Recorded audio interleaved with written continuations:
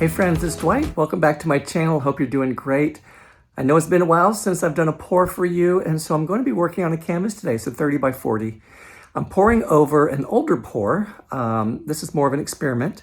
As you've seen in my more recent videos, I've been doing like 3 puddles and then tilting them off and creating a different type of composition, which is a little bit more freeing. It's not so contrived or so composition heavy, I guess, if that's even a term to use. So I'm going to be using colors today of turquoise, some sort of deep red, some lime green, and some sort of citrus yellow. It has a little bit of red in it, but it looks more yellow. And of course, white. So I'm going to start with white on the bottom and create some puddles and then slowly stack them up. So I also want to just let you know that I'm going to be taking a little bit of a break, I believe, from pouring. A little bit burned out, I hate to say, but it's hard to keep up and also to do social media. I'm going to be working more on my photography, and what I'm going to do at the end of this video is put a few pictures up there so you can see some of my art in photography. Okay, friends, I'm going to mix my paints up. We're going to go over the colors, and we'll get started. Okay, guys, here we are. This is the paint I'm going to paint over. It's not bad, but it's not great. So I'm going to be using these colors. Now, my goal for today is to have the white really soften some of these colors. I'm going to pour them. I'm not quite sure how I'm going to start. I'm probably going to start with the yellow and sort of pinkish red, and then put the blue and the green, then more white, and kind of stack it that way. So yeah, these are my paints I'm going to use today. I've got about, about 56 ounces. That's a lot. There's my dump paint over there. That's 24 ounces. Somebody asked me about this recently, about struggling with figuring out how much dump paint. First of all, I get it. I've been doing this long enough to know that what works for me is I have plenty of the colors to make sure it covers the canvas completely. So this is way more than I need. I was trying to find my chart here, if I could find it. Anyway, on my chart, I think it's probably 40 something ounces to cover a 30 by 40 canvas. And yeah, so remember, you have a lot of real estate, all these edges to pour off of. So I don't think too much paint is a problem. Too little paint obviously is, because you can stretch things out. So I'm going to sit here and double check consistencies because the paint's been sitting for a bit, and then we're going to set the camera up. We'll get started. Okay guys, here we are back at the canvas. Now a little bit of rule of thumb that if you're pouring over another pour, you need to double check to make sure that your canvas is level. Again, as well as I do spray the back again with a mist of water to tighten it up, because the weight of some of the previous pours paint might still sort of weigh down and stretch the canvas a little bit. So just rule of thumb, just double check the back of your canvases and spray a little bit of water to tighten things up. So I poured 3 puddles. I didn't pour them right on top of each other or too close to each other, because I wanted the white, as you see, to slowly come together on its own. So I started with the yellow color and then the red. Now typically when I pour my colors, I like to do colors that are side by side on the color wheel. So we have yellow, which is next to the red, and red is next to the blue, and then then green is between blue and yellow.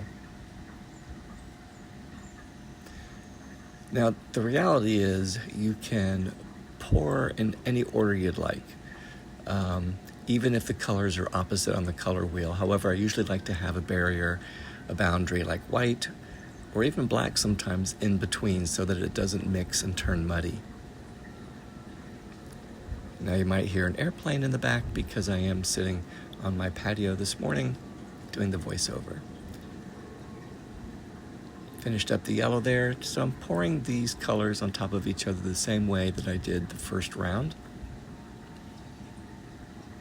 Putting the red on top of the yellow.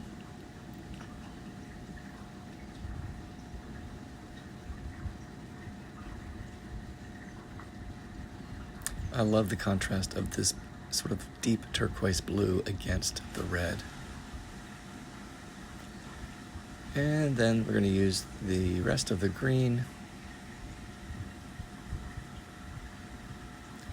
And again, we're going to layer with a little bit of white.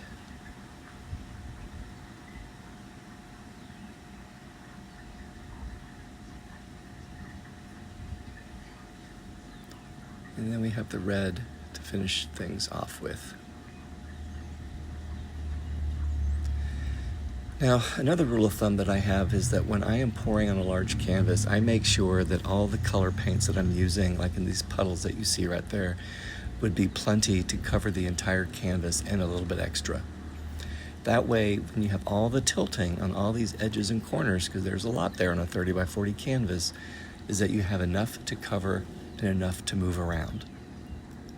So just because you have enough paint to cover the canvas sometimes isn't enough if you're going to be tilting, because then you're going to lose some of that paint. Oh, there comes an airplane. So I just slowly pour the black paint sort of in the middle there. Just taking my time, there's no rush with these pours.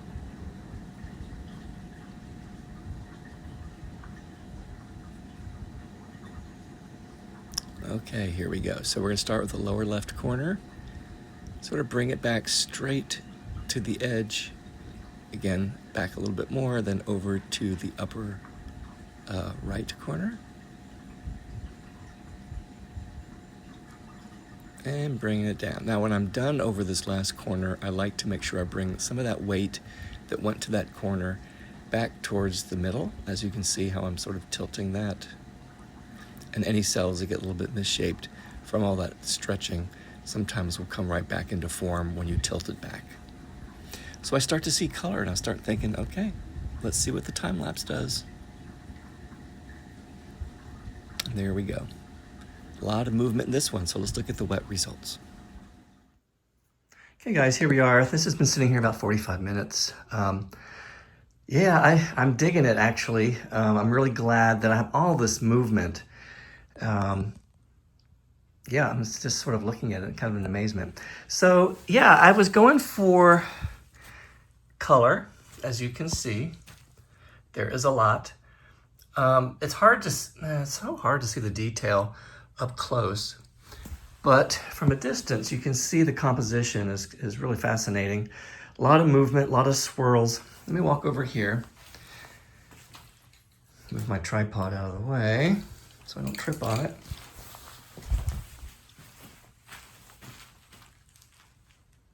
I actually think it's a pretty cool look. I mean, thankfully, you know, I have some of this dark here and some color. These pearls are really interesting. I'm not quite sure why they're so small. And of course they're outlined in white because I used a lot of white. I'm not complaining about that. Now, let's walk over and look at the negative space, or that little black dot. I did add some paint, if you may have noticed, because I didn't want it to close up. So, you know, friends, I am gonna go in and clean up through here. Let's just let it dry first and we'll figure out what we're gonna do with that. So yeah, we just have some interesting, now this canvas has been poured over, this is the third time. So I was sort of looking for some imperfections in the pour. These are kind of interesting shaped in here. You know, the paint just moves and it finds a place wherever it can find a place.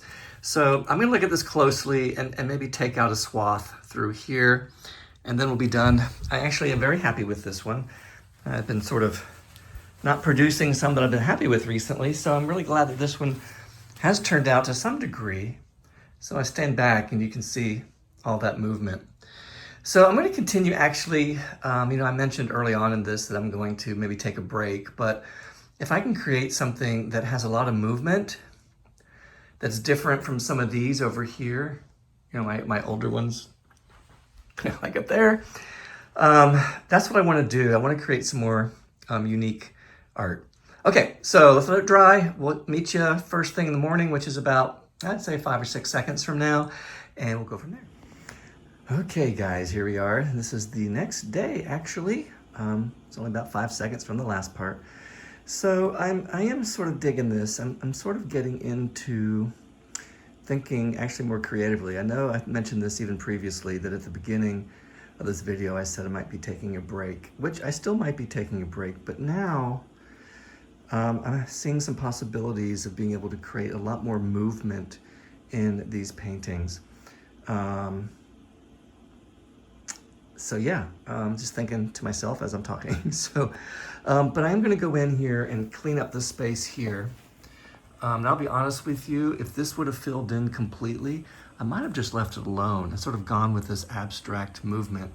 But I'm gonna clean it up just a little bit and maybe do a little bit at a time and see what that looks like. So I am going to put this camera on time lapse. It's gonna be a process here. I think it's gonna take a little bit more work than I thought. So I'm not quite sure what I'm thinking of when I want to orient this, because this looks pretty cool too. Anywho, okay, so I'm gonna set my camera up and we'll be doing a time lapse in just a moment. Okay friends, just showing you that I'm using my black acrylic paint pen, which works nicely. As you can see, sort of drawing, making some round pearls, and just sort of opening up just a little bit to create a focal point. Okay, so let's look at the final results, guys. Okay guys, here we are. I am done with the painting. I'll be honest with you, I think I took too much out there, but you know, it is what it is. I can't go back and fix it, but if anything, I'm enjoying the movement on this and how this is looking. Again, I'm not sure how I would hang it if I were to hang it. That's one option. And then this is another option over here. So I know I have some reflection off the floor because this looks a little washed out, but we'll see. We'll see what I think of it and see if I need to do anything more to it. I do think I'm done. It's a personal preference. It'll probably grow on me. We'll see. I might just open it up just a little bit more. I know. Keep your hands off of it. Don't touch it. So, okay, so I'm happy with this. It turned out okay. I'm going to probably experiment more with this style. So you might still see me popping up and down on YouTube. And I hope you continue to follow. Now, if you have any questions, feel free to email me at dwightpours@yahoo.com or ask them in the notes below, and I'll get back with you as soon as I can. Okay, guys, thanks for stopping by, and we'll see you soon.